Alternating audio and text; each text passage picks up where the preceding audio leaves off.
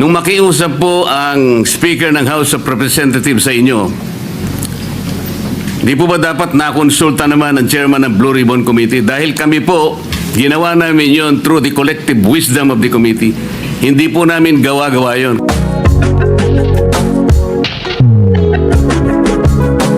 Huwag tayong basta-basta bumigay sa kanila dahil we should be independent from them, Mr. President. Hindi natin sila dapat sundin kung anong kagustuhan nila.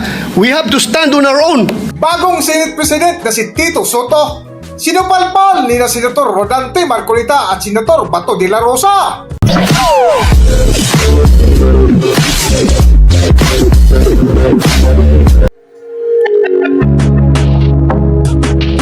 Welcome back to Philippine Celebrity Broadcast. Mainit pa rin na pinag-usapan hanggang ngayon ang ikatlong pagdinig sa Senado ukol sa investigasyon noong nakaraang Lunes, September 8, 2025 na pinangunahan ni na Senador Rodante Marcoleta at Senador Bato Dela Rosa hinggil sa umano'y maanumalyang flood control project na unti-unti na nga nabubunyag ang mga taong sangkot sa matinding korupsyon ng ating bansa. Na isa nga sa tinutukan ng mga senador ay ang dating engineer ng DPWH sa bayan ng Bulacan na si Engineer Bryce Hernandez na pinasight in contempt dahil sa harap-harapang pagsisinungaling. Ngunit maraming netizens ang nagulat at nagtatanong kung bakit ibinigay o pumayag ang bagong Senate President na si Tito Sotto kay Speaker Martin Romualdez na i-turn over sa Kongreso ang taong hawak na ng Senado na si Engineer Bryce Hernandez na tila pambabastos na ang ginawa ng Kongreso sa Senado na isa nga sa kinwestiyon ngayon ni Senador Rodante Marcoleta. Mr. President, Yes, Senator Marcoleta. noong pong September 8, 2025, ako pa rin po ang chairman ng Blue Ribbon Committee. Ang Blue Ribbon Committee po ang nag-approve ng legal and physical custody nung ma-cite in contempt si Bryce Hernandez. Nung makiusap po ang Speaker ng House of Representatives sa inyo, di po ba dapat nakonsulta naman ang Chairman ng Blue Ribbon Committee? Dahil kami po, ginawa namin yon through the collective wisdom of the committee. Hindi po namin gawa-gawa yon. Kaya lang namin siya sinite in contempt sapagkat halos ipamukha na namin sa kanya ang mga datos. Ibinigay ko na sa kanya ang lahat ng ipinanalo at ipinatalo niya sa kasino. Pati yung ginagamit niyang dalawang ID na galing sa LTO, ayaw pa niyang aminin. Ganon po yung nangyari. Gusto lamang namin siyang turuan ng leksyon para sa ganon kahit papano baka maisip niya na dapat sana mapahiya na siya sa sarili niya kung meron pa siyang kahihiyan. Dapat naman sana nung siya'y mag-request ngayon sa House of Representatives, hindi po sa kanya dapat manggaling ang request kung saan siya magko-custody. Ang custody po yung natapos na. Nagsalita na po ang Blue Ribbon Committee. Bakit po hindi man lang nakonsulta ang Blue Ribbon Committee? Bakit kailangan po ang House of Representatives Speaker ang mananaig sa kanyang request? Kalabisan na po ba ang Blue Ribbon Committee noong araw na yon, Mr. President? May I be clarified on what date that transpired? Yesterday or September 8 po. Monday? Yes, Mr. President. Monday yung Majority Leader. Monday was the hearing here in this Senate.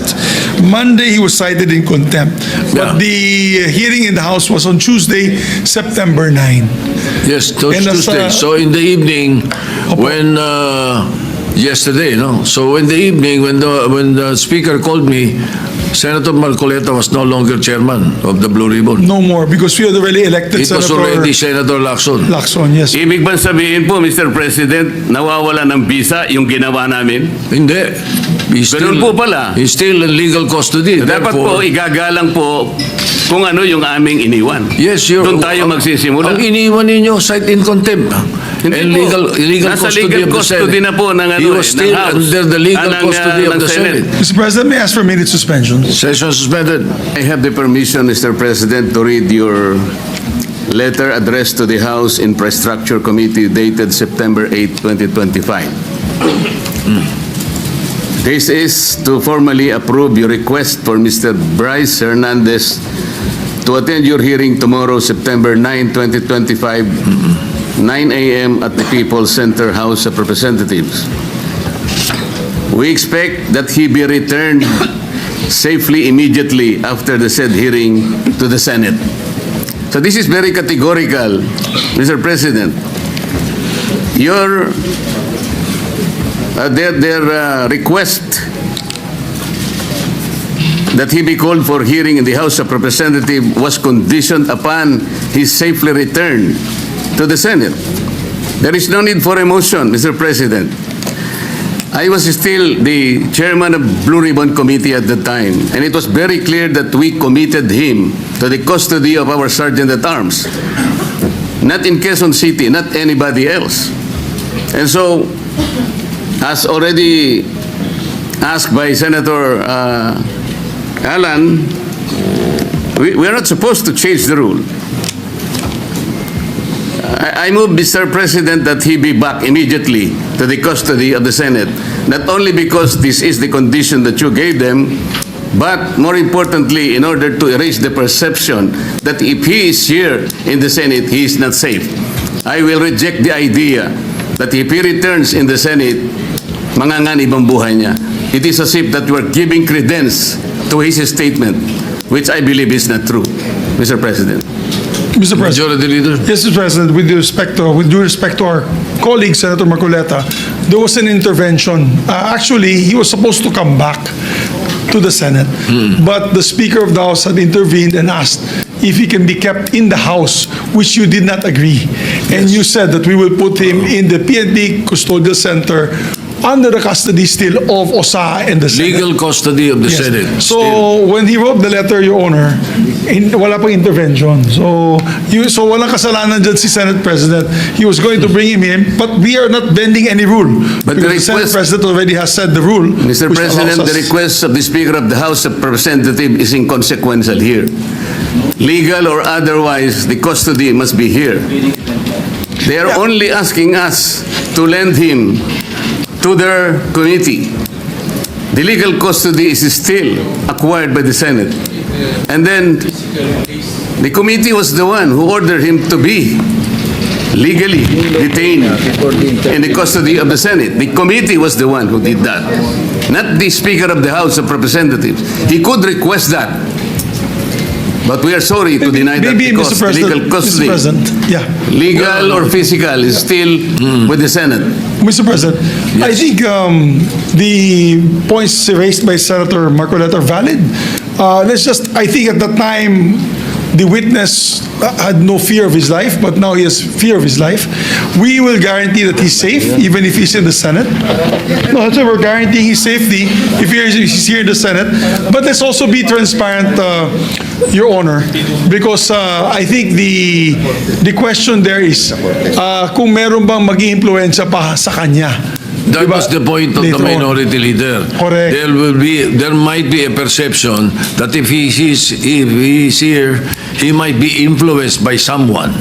That is also Correct, Mr. President. the minority leader made mention of that. And that's why I believe the Senate President made that decision to keep him in a neutral area, which is the PNP Custodial Center. But then again, Mr. President, we're a deliberative body.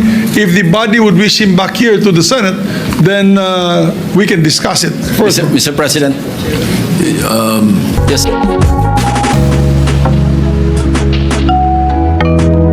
Bukod kay Senador Rodante Marcoleta ay naglabas din ng sama ng loob si Senador Bato Dela Rosa na tila sinupalpal ang bagong Senate President na si Tito Sotto. Para sa buong kwento, narito ating panoorin ang video. Good. Thank you, Mr. President. Mr. President, You know, Let Senator De La Rosa speak first. Go ahead. we have a very sad experience, Mr. President. Because if the reason why the Speaker requested for Bryce Hernandez to be detained not in the Senate because for fear of being influenced by anybody or any member of the Senate. Alam mo, Mr. President, Colonel Grijaldo nag-testify dito sa ating committee about the wrongdoings of the members of the Quadcom. Nagsumbong siya dito, Mr. President. And after he read his statement, sabi niya sa amin, Sir, can I be protected by the Senate? Dahil alam kong pinag-initan na ako ngayon ng House. So, I share the information to the committee and even to the leadership of the Senate. But the following day or the days after, he was required to appear before the Quadcom and he was cited in contempt. Nang siya ay na-contempt, kinulong siya doon. At nang kinulong siya doon, look what happened. Binubombard siya doon, pinupuntahan siya doon at sinasabihan na huwag yung gusto namin na mangyari, gawin mo na para makalabas ka na dito sa kulungan. Hindi nag-give in si Colonel Rizaldo. Kinulong siya hanggang natapos ang 19th Congress. So, Mr. President, sila ay takot sa kanilang ginagawa mismo. Hindi po yan gagawa ng Senado na mag-impluensya ng resource person. Never pa nangyari yan na mayroong pumunta doon sa baba, tinakot yung nakakulong contempt, cited in contempt na resource person. Gawain nila yan sa House of Representatives. Ginawa nila kay Ronaldo. Kaya huwag tayong basta-basta bumigay sa kanila dahil we should be independent from them, Mr. President. Hindi natin sila dapat sundin kung anong kagustuhan nila. We have to stand on our own. Thank you, Mr. President. Hanggang dito na lang muna ang ating video at kung nagustuhan nyo, huwag kalimutan mag-subscribe at pindutin nyo na rin ang notification bell para ma-notify kayo sa ating susunod na video. Maraming salamat!